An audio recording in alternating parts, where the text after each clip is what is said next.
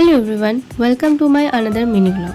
So second ইয়ারে উঠে একটা জিনিস তো খুব ভালো করে বুঝে গেছি যে এটা ফার্স্ট ইয়ার নয়, এখানটায় সাবজেক্টও বেশি, তার পাশাপাশি সাবজেক্ট ডিফিকাল্টি লেভেলও বেশি, তার পাশাপাশি ইনকনসিস্টেন্সিতে ভোগা বেশি।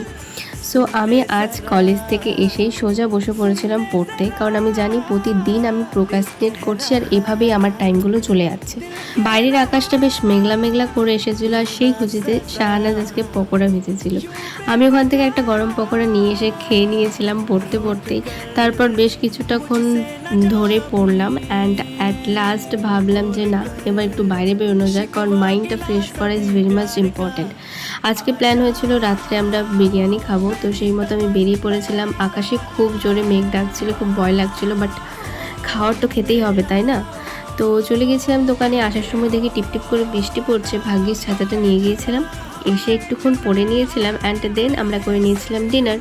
অ্যান্ড ডিনারে আজ খেয়েছিলাম রানাজের হাতের ভাজা পকোড়া, পেঁয়াজি, অ্যাকচুয়ালি বলতে গেলে বিরিয়ানি, তার সাথে পেঁয়াজ অ্যান্ড তার সাথে ছিল থামস আপ।